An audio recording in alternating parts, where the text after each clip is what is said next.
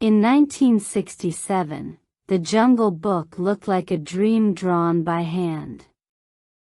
The trees bent with exaggerated curves, the animals moved with the loose, expressive rhythm of animation, and Shere Khan could cross the screen with little more than a voice, a silhouette, and a pair of piercing eyes. More than 4 decades later, Jon Favreau opened the same story in almost the exact opposite way. The jungle no longer looked drawn. It looked photographed.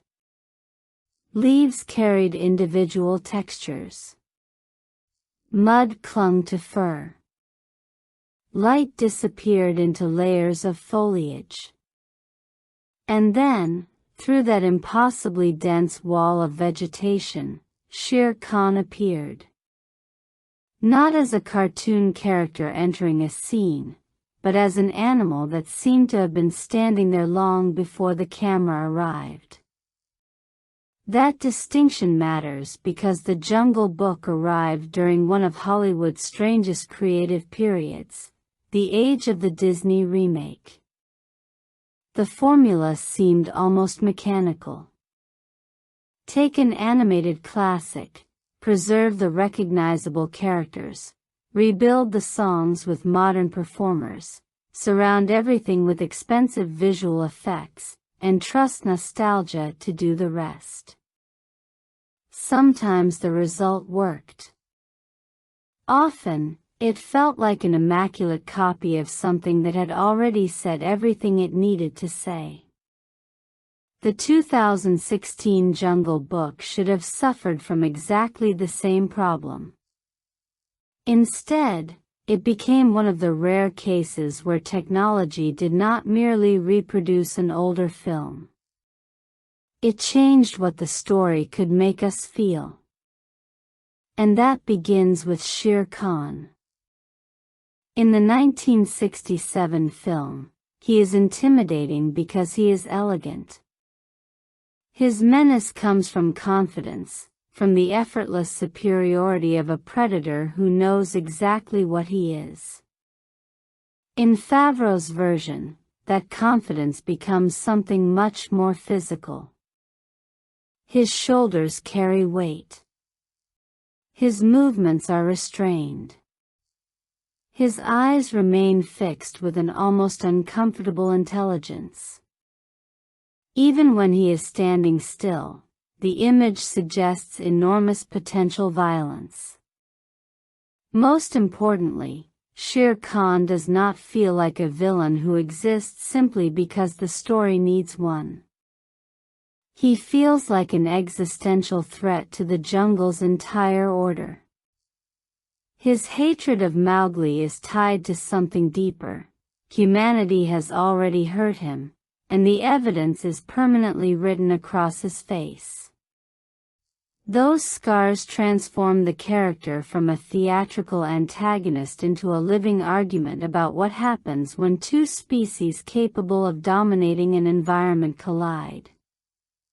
And suddenly, the technology becomes invisible.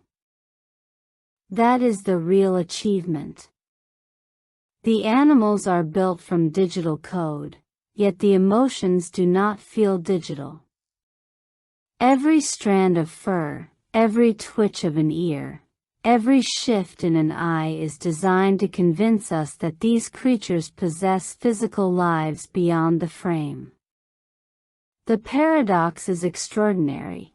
The more artificial the production process became, the more convincingly it recreated something primal. This is why The Jungle Book deserves to be separated from the conversation surrounding most Disney remakes. It is not simply a better-looking version of the 1967 movie. It is a film about nature, identity, fear, and human invention that uses technology to make those ideas physically tangible. The question is no longer whether CGI can make an animal look real. The question is whether something created entirely inside a computer can make us believe that a tiger is afraid of what humanity might become. Section 1.2, Video Roadmap. That question becomes the thread running through the entire film, because beneath its familiar adventure story, the Jungle Book is constantly asking what it actually means to belong somewhere. Mowgli is surrounded by creatures who have rules for everything: how to hunt, how to move, how to survive, and even how to understand their place within the jungle. Yet the one thing that makes Mowgli different is also the thing that repeatedly keeps him alive.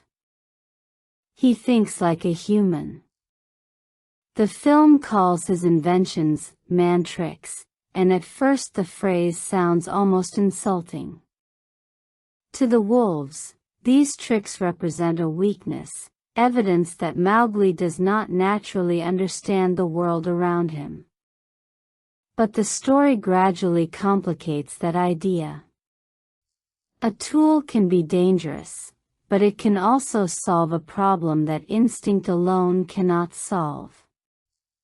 A human mind can disrupt nature, but it can also observe nature closely enough to find new ways of living inside it. That contradiction is where this analysis begins. We will follow Mowgli's journey not simply as a sequence of events, but as a psychological struggle between assimilation and identity. Every major character around him represents a different answer to the same question. Bagheera believes survival depends on discipline. Baloo believes life should contain freedom and pleasure. Raksha believes belonging can exist without conditions.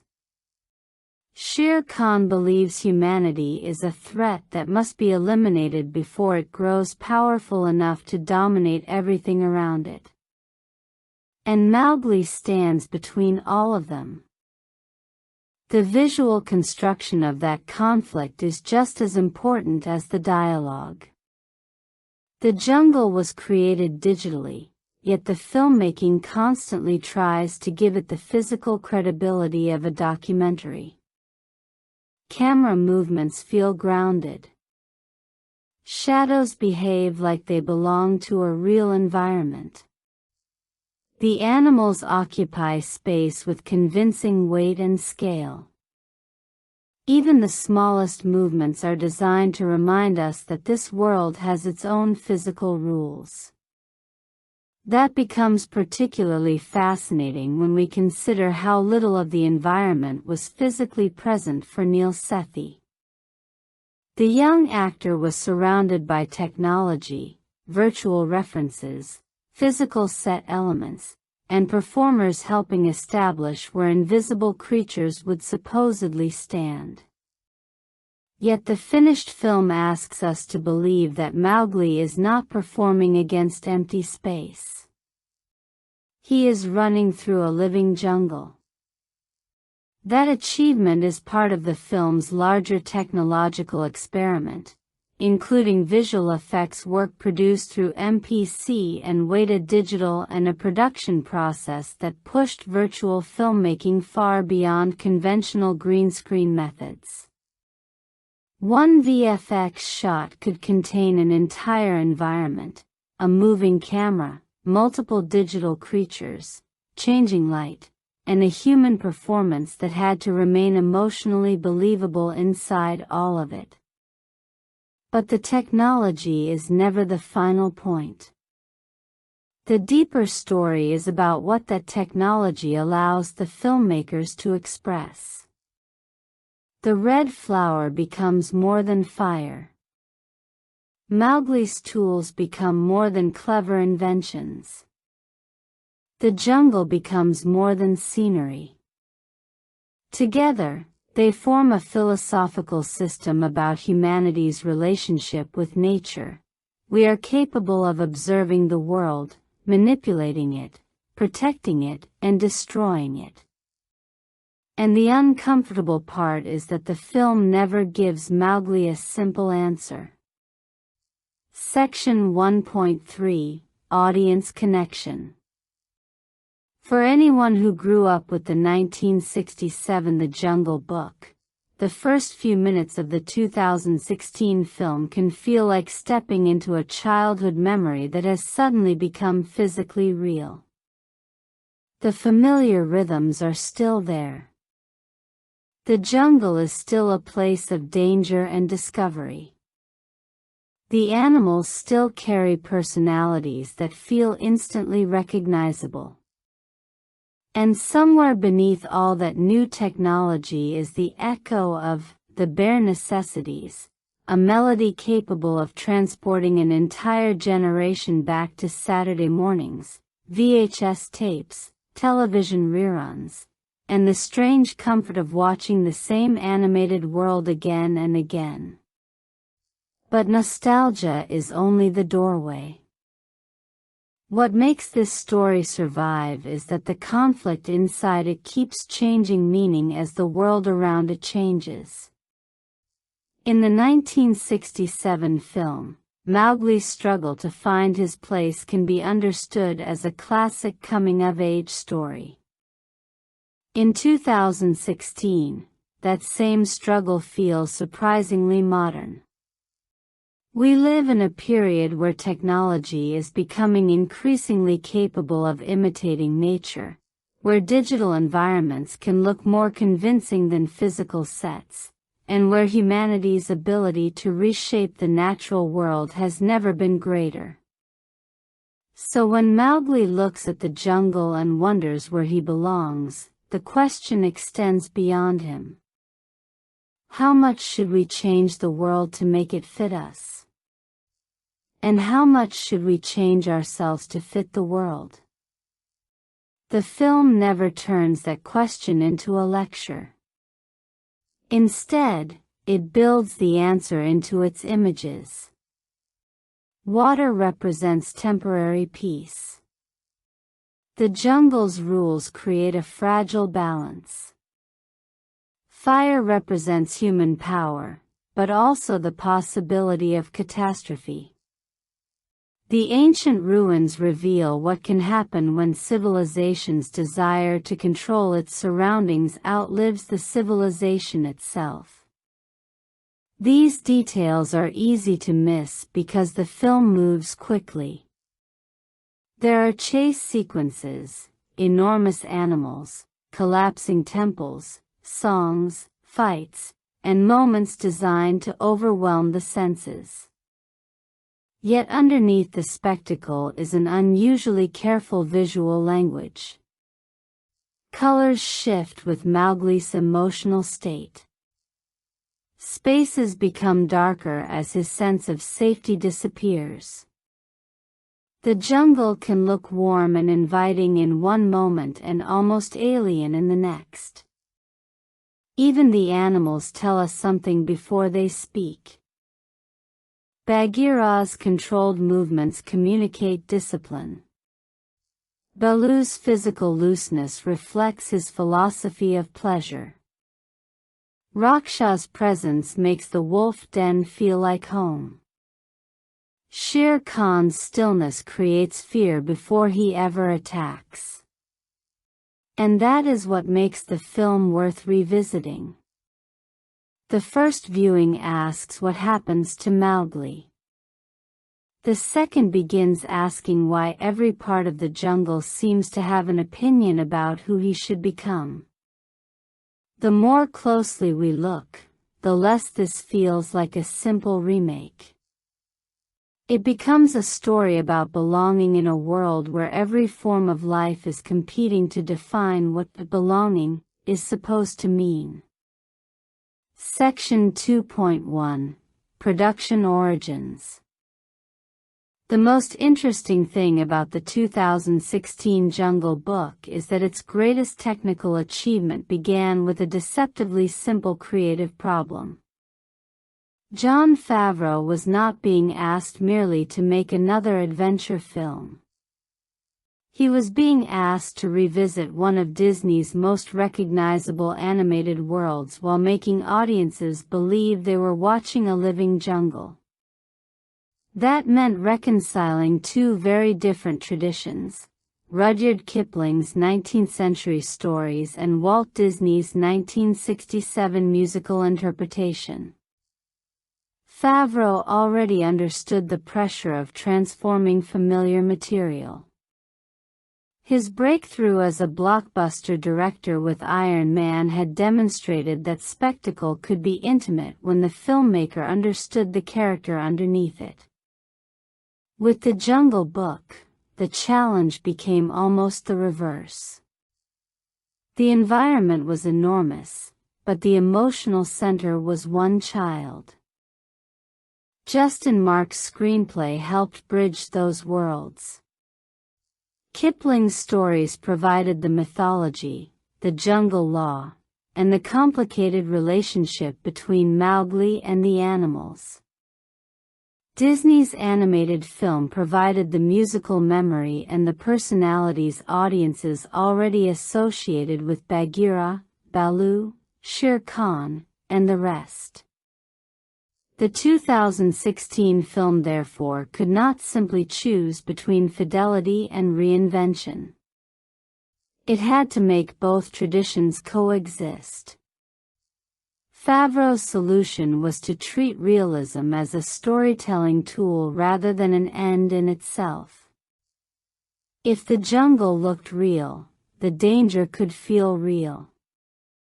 If the animals behaved like convincing predators, then Mowgli's small size would suddenly matter. A tiger would not need exaggerated villain movements. A stare would be enough. That philosophy also explains the decision to make Neel Sethi the sole human performer surrounded by a world that was largely digital. His performance had to provide the emotional anchor for characters that would not physically exist beside him during much of production. Every glance, reaction, movement, and moment of fear had to be specific enough for visual effects artists to build an invisible relationship around it. The production became an early experiment in virtual filmmaking. Physical pieces of the environment could provide texture and orientation, while the jungle surrounding them could be constructed later. Sethi could interact with performers and practical references that gave him something to respond to, even when the finished image would contain a gigantic bear, a tiger, a snake, or an army of monkeys. This was years before virtual production became widely associated with LED volume filmmaking. The basic principle, however, was already visible. The filmmaker does not have to physically build an entire world to photograph it. Instead, the world can be designed digitally and still obey the logic of cinematography. That distinction was crucial.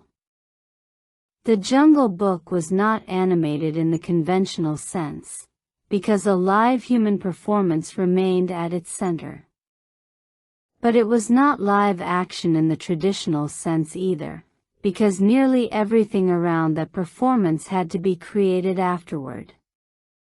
The result was a strange hybrid, a human actor performing inside an invisible animated film, directed with the instincts of live-action cinema. And once that experiment worked, the implications reached far beyond one jungle. Section 2.2, Pre-release landscape. When The Jungle Book arrived in 2016, audiences were already becoming familiar with Disney's strategy of revisiting animated classics. Alice in Wonderland had demonstrated the enormous commercial potential of recognizable intellectual property, while Maleficent had shown that a familiar story could be rebuilt around a different emotional perspective. The question was no longer whether Disney could remake its classics. The question was how long audiences would remain interested. The Jungle Book therefore entered theaters carrying a strange burden. It had to prove that the remake machine could produce more than nostalgia. At the same time, its production method created an additional risk. Almost the entire jungle was digital. That sounds normal now. In 2016, it still carried a sense of technological uncertainty. Photorealistic animals were difficult enough. A complete environment populated with multiple photorealistic animals, moving cameras, complex lighting, water, smoke, foliage, and a human child was another level entirely. Marketing responded by emphasizing scale and danger. The film was not presented simply as a warm return to a beloved musical. Its trailers foreground Shere Khan, enormous landscapes, collapsing structures, and the physical vulnerability of Mowgli. The message was clear: this version would respect the memory of the original, but it wanted to feel like a modern adventure film. The casting created another layer of curiosity. Idris Elba brought a heavy, commanding voice to Shere Khan. Scarlett Johansson gave Kaa an unsettling intimacy. Bill Murray approached Baloo with the relaxed comic timing expected from the character, while Christopher Walken transformed King Louie into something much stranger and more imposing. That mixture of recognizable performers and unfamiliar visual bodies created a fascinating question for audiences. Would celebrity voices distract from the animals, or would they provide the human personality necessary to make digital creatures emotionally readable? The answer was surprisingly favorable. Early reactions focused heavily on the animals. Viewers were not simply discussing whether the film was good. They were asking how it had been made. The fur, eyes, movement, scale, and environments were so convincing that the technical accomplishment became part of the cultural conversation. Yet the film's success depended on something more difficult than photorealism. It had to make the audience care. A perfect digital tiger means very little if Mowgli's fear does not feel genuine. A beautiful jungle means very little if leaving the wolf pack does not hurt. The spectacle could bring people into the theater, but only the emotional architecture could keep them there. That is why the eventual response was more surprising than the premise. The Jungle Book was expected to be another experiment in Disney nostalgia. Instead, it emerged as evidence that a remake could use modern technology to create a different emotional experience from its source. The remake machine had found one of its most convincing arguments yet. Sometimes the point of rebuilding an old story is not to make the old image sharper. Sometimes it is to discover what the story looks like when the world around it finally becomes as dangerous as the characters have always imagined it. Section 3.1, Act 1, Setup. The film understands immediately that Mowgli's greatest problem is not that he is weak. It is that he is different. He moves through the jungle beside wolves, matching their pace as best he can, but his body gives away the truth. He is human. He does not have their speed, their claws, or their physical instincts. Yet he has learned how to survive by studying them. That opening chase is therefore more than an introduction to the character. It establishes the central contradiction of his existence. Mowgli is trying to belong by becoming better at being something he is not. Bagheera watches over him with the stern patience of a guardian who understands that affection without discipline can become dangerous. He rescued Mowgli as a baby and brought him to the wolf pack, but he never forgets the difference between the boy and the animals around him. Mowgli's family accepts him, yet the jungle's rules remain larger than individual affection. Raksha represents the opposite emotional truth. To her, Mowgli is simply one of her cubs. Her motherhood is not conditional on biology. The film makes that relationship powerful precisely because it refuses to treat Mowgli's human identity as a reason for her love to disappear. The law of the jungle creates the structure holding these relationships together. It is not presented as a perfect moral system. It is a survival framework, a set of rules designed to prevent individual strength from destroying collective balance. Then comes the water truce. At Peace Rock, the animals gather because the river has fallen low, creating a temporary agreement among predators and prey. This is one of the film's clearest images of civilization. The animals remain enemies, but they understand that survival sometimes requires restraint. The scene also introduces a different kind of power. When the animals gather around the water, everyone is visible. There is nowhere to hide. The camera moves across species and personalities, turning the rock into a temporary democratic space where the law of the jungle is supposed to protect everyone. Then Shere Khan arrives.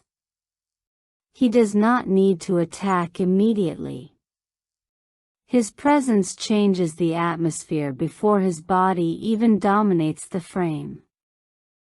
He smells Mowgli's human blood and recognizes what the others have been trying to tolerate.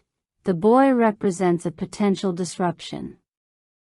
But Shere Khan's fear is not irrational. He carries scars from humanity, permanent evidence of what people can do when they possess fire and weapons. To him, Mowgli is not merely a child.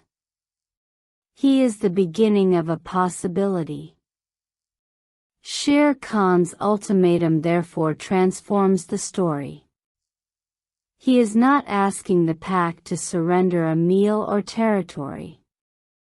He is demanding that they remove the human presence before it becomes dangerous.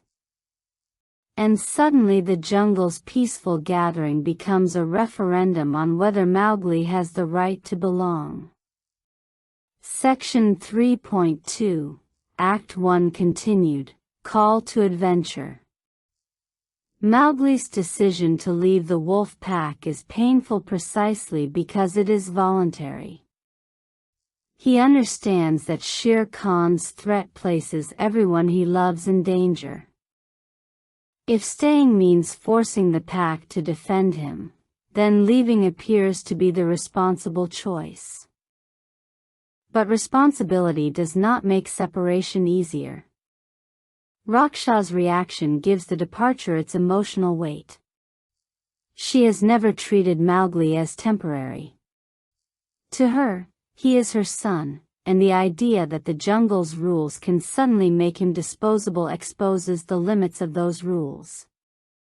Mowgli may be human, but his relationship with the wolves is real. Bagheera agrees to escort him toward the man village, believing that Mowgli will be safer among his own kind. His position is practical, but it also reveals a painful truth.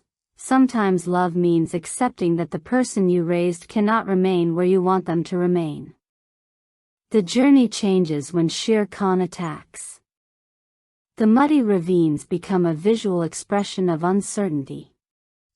The ground is unstable, visibility is limited, and the characters are forced into rapid movement. Mowgli's carefully protected journey becomes a survival struggle, and when he is separated from Bagheera, the psychological safety net disappears with him. For the first time, Mowgli is truly alone. The jungle that once looked like home now becomes enormous. Without Bagheera's guidance or the wolf pack's protection, every sound carries new meaning. The boy must rely on the very instincts that the story has spent so much time questioning. Then Kaa appears. The encounter with Kaa changes the film's rhythm completely. The frantic physical danger gives way to hypnotic stillness. Kaa does not simply attack Mowgli. She tells him a story, drawing him backward into a vision of his own history. The sequence turns memory into a weapon. Kaa reveals the circumstances of Mowgli's arrival in the jungle and connects his existence to the fear surrounding humans. Her voice creates an almost dreamlike space where the boundaries between history, narration, and manipulation begin to blur. And through that hypnotic vision, Shere Khan's scars acquire meaning. The tiger's hatred is no longer abstract.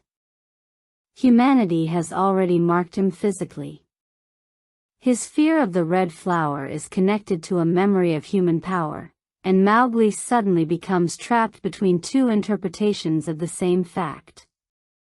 To the jungle, humans are dangerous because they possess fire. To humans, fire is simply a tool. That difference will eventually become impossible to ignore. But before Mowgli can understand it, he must survive the creature that has him completely under control. Section 3.3, Act 2A, Rising Action. Baloo enters the story with almost the opposite energy of Shere Khan. Where the tiger's presence compresses the atmosphere, Baloo expands it. He is physically enormous, but his personality is loose, practical, and apparently uninterested in the grand political struggle surrounding Mowgli. That apparent simplicity is deceptive. Baloo survives through opportunism. He understands the environment well enough to take what it offers without exhausting himself. When he recruits Mowgli to help harvest honey, their relationship begins as an exchange of convenience. Mowgli has skills. Baloo has food and shelter. But the arrangement becomes friendship because both characters recognize something in the other. Mowgli sees a life without constant judgment. Baloo sees a boy whose unusual abilities might actually be useful.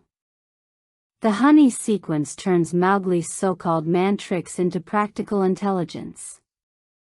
He builds solutions from materials around him, studies the bees, and finds ways to reach what would otherwise be inaccessible. The jungle's traditional inhabitants depend on physical abilities. Mowgli depends on observation and invention. Then comes the bare necessities. The song could have shattered the realism the film had worked so hard to establish. Instead, it functions as an expression of Baloo's worldview. He is not simply telling Mowgli to relax. He is offering an alternative philosophy. Perhaps survival does not have to mean constant fear.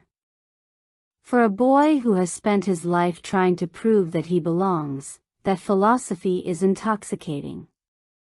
Baloo does not ask Mowgli to become more wolf-like. He does not demand that he abandon his tricks. He simply accepts him. That acceptance becomes increasingly important when Bagheera returns. Bagheera brings reality back into the picture. The world Mowgli has temporarily escaped still exists, and Shere Khan has continued moving toward him. Worse, Akela has been killed. The revelation destroys the illusion that Mowgli can remain safely outside the conflict. Akela's death also changes the meaning of Shere Khan's threat. Before, Mowgli could imagine that leaving the pack might protect them. Now he understands that Shere Khan's violence was never dependent on Mowgli's presence alone. The tiger wants control, and fear is his method. Baloo's philosophy of enjoying life suddenly collides with Bagheera's philosophy of responsibility. Mowgli stands between them again. But this time, the conflict is no longer about where he belongs. It is about what he is willing to do with the difference that once made him feel like an outsider. Section 3.4, Act 2b, Midpoint Crisis. The arrival of the Bondar log introduces another kind of chaos. Unlike the wolves, they do not represent disciplined community. They are a swarm, constantly moving, grabbing, shouting, and carrying Mowgli away before he can understand what is happening. Their destination is an ancient temple, and the atmosphere changes the moment Mowgli enters it. The jungle outside is organic and constantly growing. The temple is the opposite.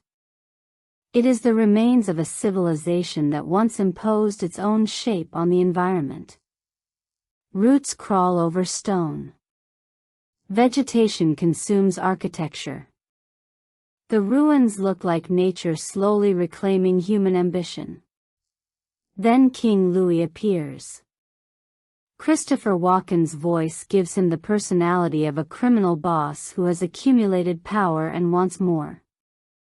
He is not satisfied with ruling the monkeys.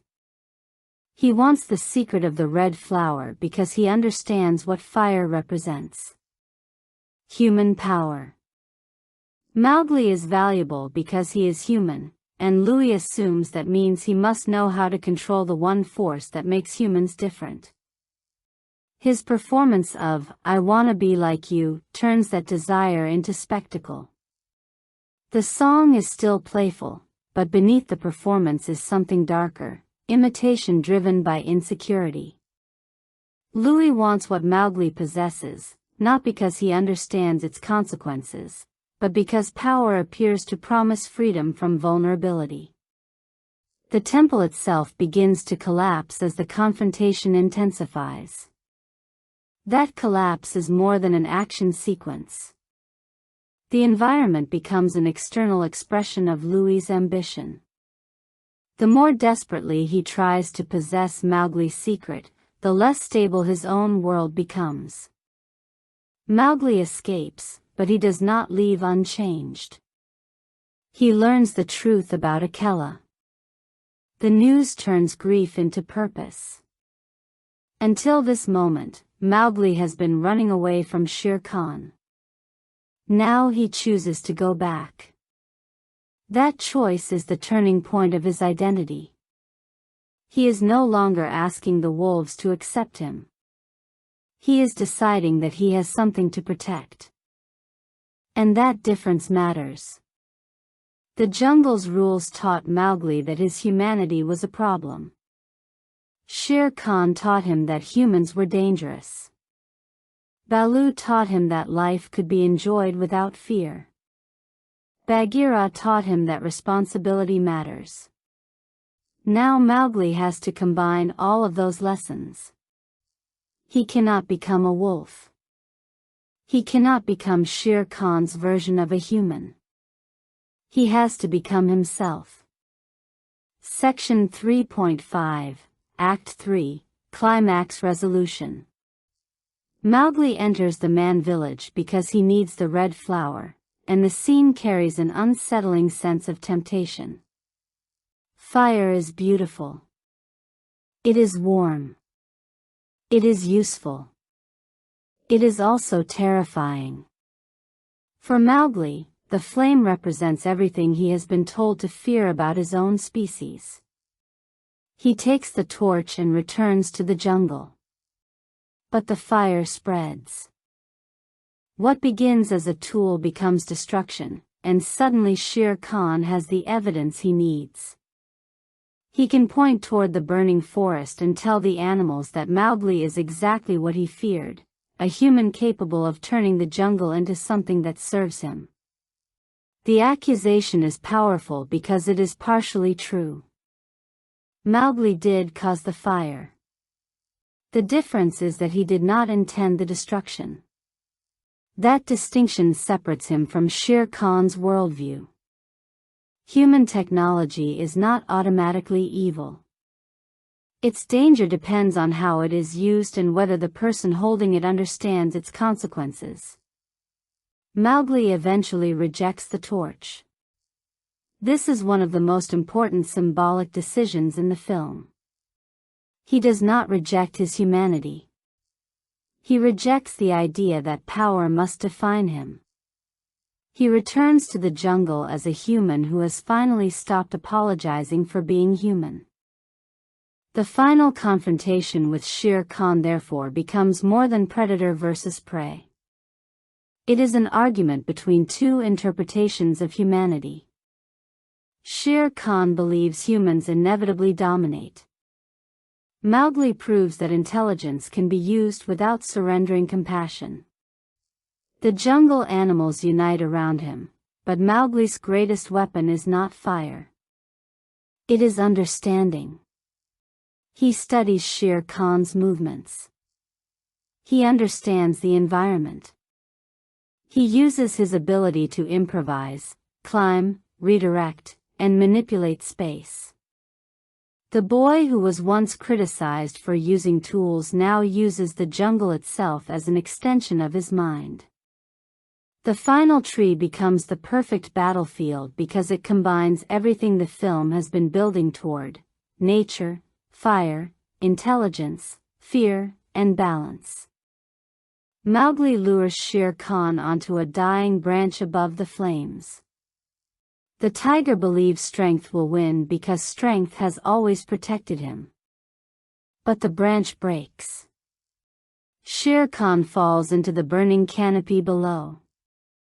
Mowgli survives, not because he has become less human, but because he has finally accepted that being human does not require him to stop belonging to nature. Section 4.1 Protagonist Deep Dive.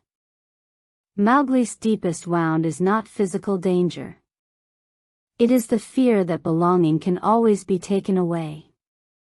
He grows up inside a wolf family that loves him, yet he is constantly reminded that he is different. Every time his tools fail to fit the jungle's traditional expectations, he receives the same message: "You are not doing this the right way." That creates a psychological trap. Mowgli begins measuring himself against creatures whose bodies were built for the jungle. He runs beside wolves even though he cannot match their speed. He hunts even though he lacks their claws. He tries to behave according to rules designed for animals and interprets his difference as personal failure. His man tricks, therefore, become more than inventions. They become evidence of an identity he is embarrassed to possess. This is why his arc is not simply about learning to be confident. It is about changing the meaning of the thing he once considered a flaw. When Mowgli uses a tool to gather honey, he demonstrates that intelligence is not necessarily a rejection of nature. He is studying nature and responding to it. His creativity becomes another form of adaptation. The film quietly suggests that evolution is not only physical. Animals adapt through bodies. Humans adapt through ideas. Mowgli's journey is therefore an argument against the idea that belonging requires imitation. He does not become a better wolf. He becomes a better version of Mowgli.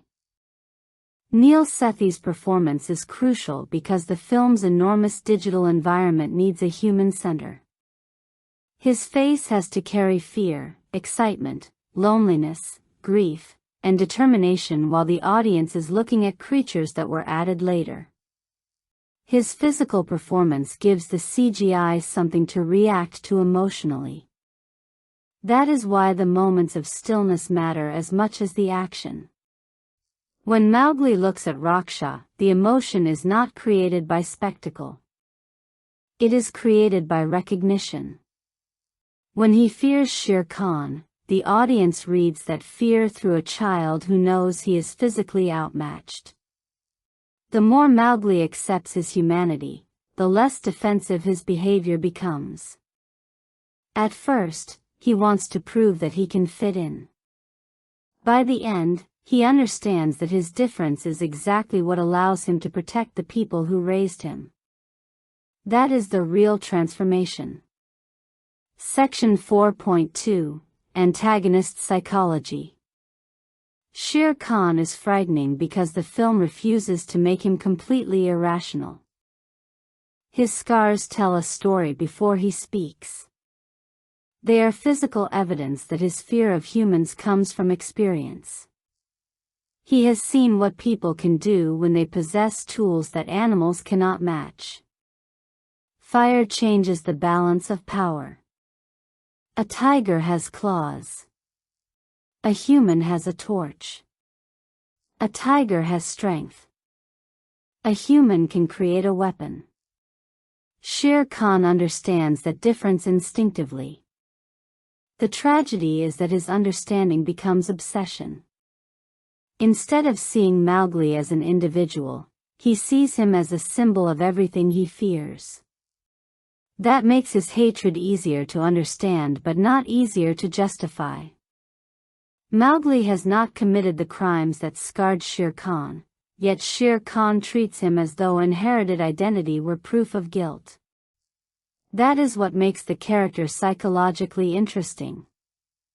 He is terrified of human supremacy, but his response is itself an attempt at supremacy. He wants to eliminate the threat before the threat can grow, and he uses fear to force the jungle into obedience.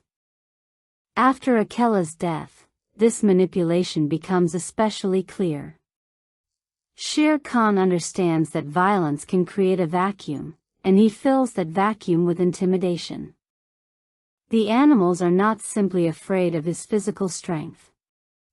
They are afraid of what will happen if they challenge him. Idris Elba's performance intensifies that quality through restraint.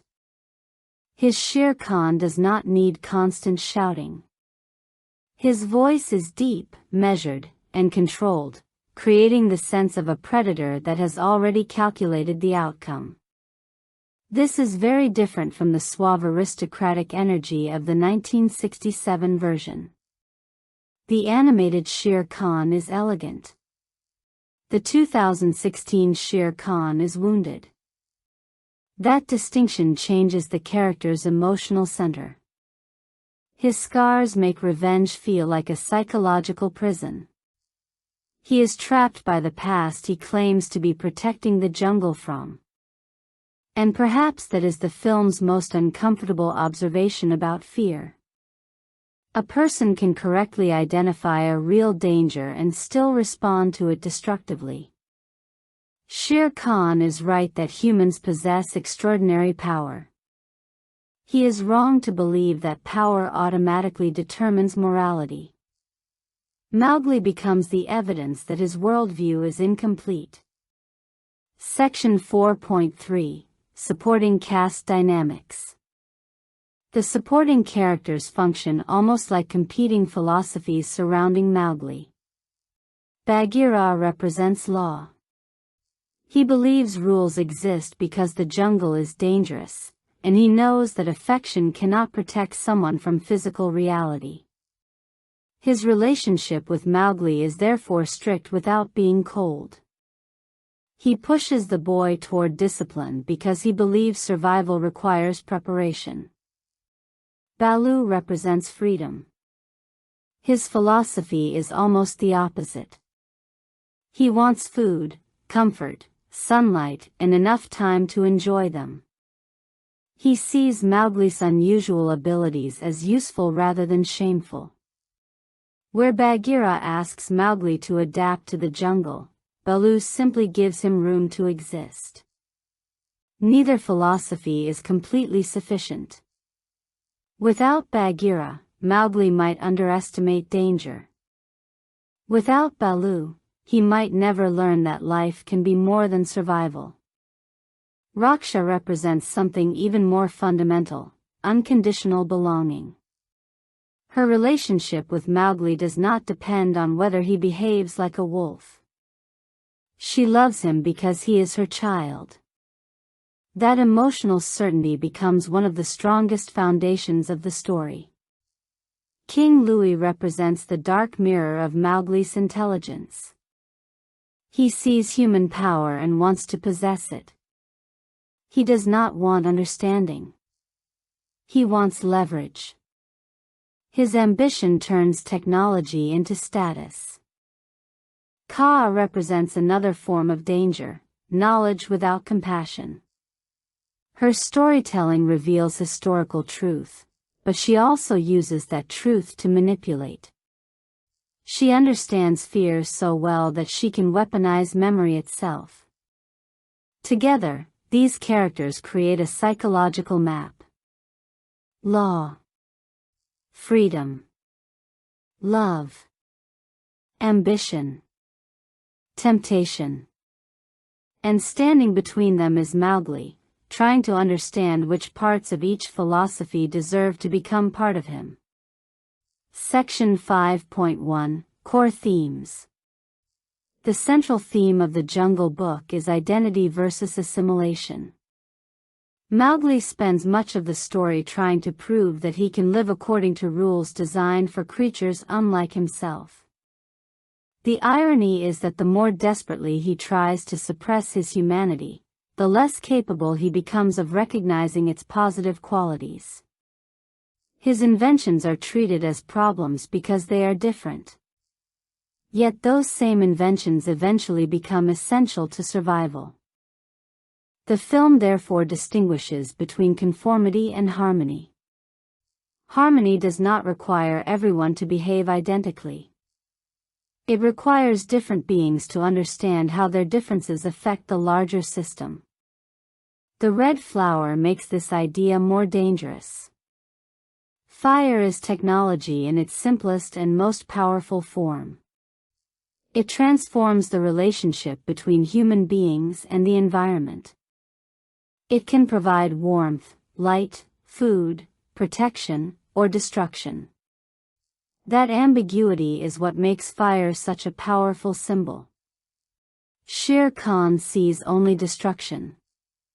Mowgli eventually learns that the real danger lies not in possessing power, but in refusing to understand its consequences. The jungle's balance depends on restraint. The animals live according to physical limitations. Humans can exceed those limitations through invention. That creates an ethical responsibility. Mowgli's final choice is therefore not to reject technology forever. It is to reject domination as the purpose of technology. The film's philosophy is surprisingly simple. Being powerful does not give you permission to destroy the world that made you powerful. Section 5.2 Visual Symbolism. The Jungle Book's color palette quietly tracks Mowgli's emotional journey. The wolf den is warm and organic. Green foliage surrounds the characters, creating a sense of shelter even though danger is always nearby. The environment feels alive without feeling hostile. When Mowgli becomes isolated, the colors become more uncertain. Mist, mud, shadow, and brown earth replace the clarity of the earlier jungle scenes. The world becomes harder to read because Mowgli's emotional position becomes harder to understand. Then fire enters. The palette becomes violent. Orange and crimson transform the jungle into something almost infernal. Trees that once represented safety now become burning structures. The same environment can represent home and destruction depending on how it is treated. Water and fire form the film's clearest visual opposition. At Peace Rock, water creates temporary equality. Predators and prey stand together because everyone depends on the same resource. Fire does the opposite. It introduces hierarchy through power. The temple ruins provide another important symbol. They are evidence that humanity has already attempted to reshape this world. Yet the jungle has slowly reclaimed the architecture. Roots grow through stone. Vegetation covers the structures. The environment outlasts the civilization that tried to control it. That image quietly warns against the assumption that technological achievement equals permanent dominance. The camera reinforces these ideas through scale. Mowgli is often surrounded by enormous spaces and enormous animals. The framing makes him physically small, but it also emphasizes his ability to navigate a world that should overwhelm him. By the final act, his size becomes an advantage. He can move through spaces the larger predators cannot. The film's visual language has therefore been preparing the audience for the same conclusion as its story. Vulnerability and power are not always opposites. Section 5.3 Deeper Meanings. Kipling's original Jungle Book stories emerged from a very different historical context, carrying assumptions about empire, civilization, hierarchy, and the relationship between British identity and the colonial world. Disney's adaptation transforms that material into a more universal story of belonging. The 2016 film does not attempt to reproduce every ideological element of the 19th century source. Instead, it extracts a central conflict that can still resonate.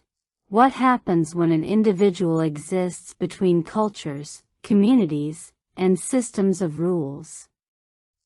The jungle becomes a metaphor for society. Its laws are presented as natural, but they are still constructed rules. The animals interpret those rules differently. Some use them to protect the community. Others use them to justify exclusion. Mowgli's position exposes the contradiction. If the law of the jungle is truly about balance, then there must be room for something unexpected. The environmental reading becomes even stronger because Mowgli's final identity is neither total assimilation nor total domination. He does not conquer the jungle. He becomes part of its ongoing balance. That distinction matters in a modern world where human civilization has become capable of transforming ecosystems on enormous scales. The film's message is not that humans should disappear. It is that humans should understand limits. Mowgli's greatest victory is not defeating Shere Khan. It is refusing to become another version of him. Shere Khan sees the jungle as something that must be controlled before someone else controls it. Mowgli sees it as home. And that difference is ultimately the film's moral center. Section 6.1 Animation Visual Effects. The visual effects of the Jungle Book are remarkable because they had to solve several problems simultaneously. The animals needed to look anatomically believable, but they also needed to communicate personality. Their fur needed to respond to movement and light.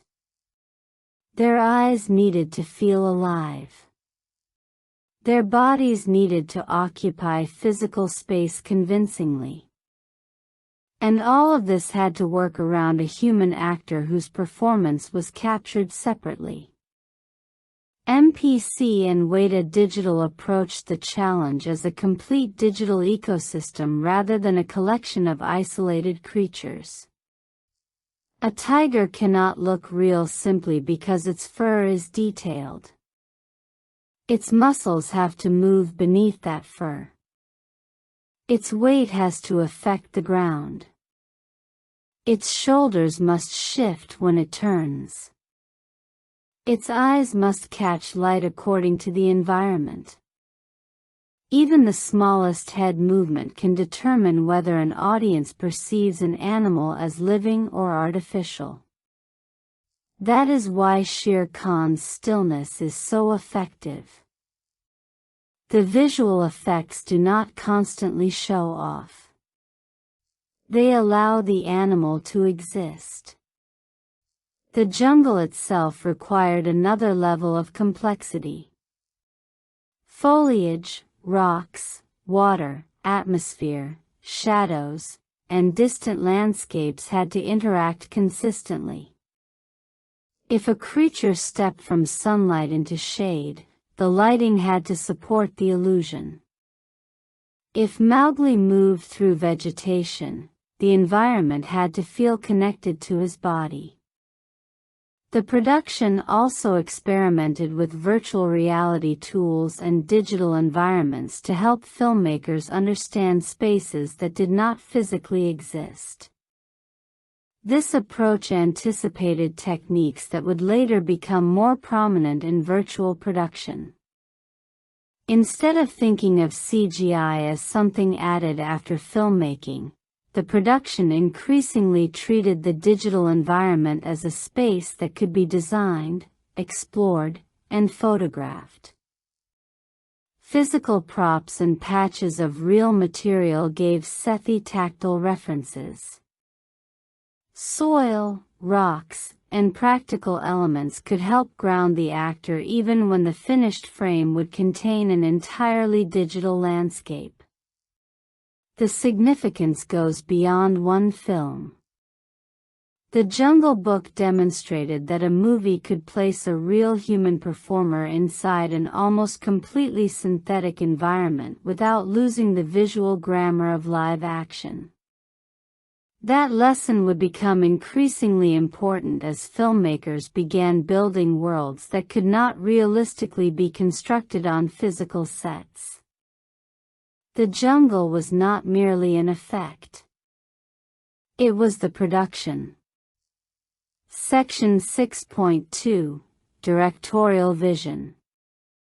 Jon Favreau's greatest directorial decision was understanding that realism should not erase personality. He could have approached the film as a technological demonstration. Instead, he treated the technology as a way to make familiar characters feel physically consequential.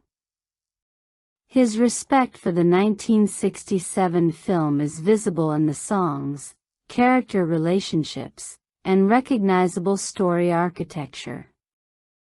But he changes the emotional weight.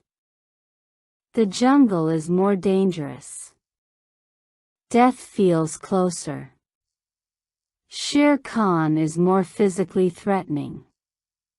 Mowgli's vulnerability is emphasized. The camera contributes to that feeling. Rather than constantly using impossible movements simply because digital environments allow them, the film often behaves like a live-action adventure movie. The camera travels through spaces with weight. It stays close enough to make the animals feel enormous and vulnerable enough to keep Mowgli visually exposed. Directing Sethi inside such an environment required unusual methods.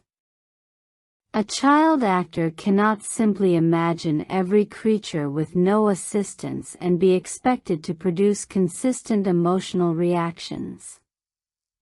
Performers, references, practical elements, and virtual techniques helped create a sense of physical interaction. The result is strongest when Sethi's performance remains simple. He does not need to compete with the visual effects. He needs to react to them. That principle is central to Favreau's style. Whether working with armored superheroes or digital animals, he tends to look for the human response inside spectacle. The Jungle Book works because its technology never becomes the protagonist. Mowgli remains the protagonist. Section 7.1 Musical Score Analysis. John Debney's score has the difficult job of connecting two generations. The 1967 film had a light musical identity, shaped by memorable melodies and the Sherman Brothers songs. The 2016 film requires something larger: danger, suspense, scale, and emotional gravity. Debney's solution is to transform familiar musical DNA into orchestral drama. Classic motifs are expanded through strings, percussion, brass, and atmospheric textures. A melody that once felt playful can become tense when slowed, deepened, or placed beneath a dangerous scene. Shere Khan's musical presence is especially important. Heavy brass and percussion give his appearances physical weight. The score does not simply tell us that he is dangerous. It makes his arrival feel like the environment itself has changed. Mowgli receives a different emotional language. His music can suggest vulnerability, family, movement, and curiosity. The contrast between these musical identities mirrors the larger conflict between predator and child. The orchestral scale also matches the visual scale of the jungle. Huge brass sections and sweeping arrangements make the environment feel monumental without turning every moment into spectacle. The score can become intimate when Mowgli is separated from his family and enormous when the jungle itself becomes the battlefield. This is what successful film scoring does. It does not merely accompany the image. It changes the emotional meaning of the image. Section 7.2 Songs Sound Design. The songs create one of the film's most delicate balancing acts. The Bare Necessities is iconic enough to instantly trigger memories of the 1967 film. Yet placing a cheerful musical number inside a photorealistic jungle could have destroyed the tone. Instead, the song is treated as an extension of Baloo's character. His relaxed philosophy gives the musical sequence a reason to exist. The number does not suddenly announce that the film has become a stage musical. It expresses how Baloo sees life. Trust in Me works differently. Kaa's performance is intimate and unsettling. The song becomes a form of psychological manipulation, turning music into part of the danger. Then there is I Wanna Be Like You, transformed through Christopher Walken's unusual voice and jazz-inflected performance. The result is playful, strange, and faintly threatening. Sound design is equally important. The animals' voices are blended with physical vocal qualities, giving their dialogue a sense of body. Breaths, growls, movement, and environmental sounds help create the impression that these characters are creatures first and speaking personalities second. The jungle is constantly making noise. Leaves move. Water flows. Insects hum. Animals call from unseen spaces. That acoustic density prevents the digital environment from feeling empty. The audience may not consciously notice every sound, but the brain interprets the environment as alive. And that is exactly what the film needs. Section 8.1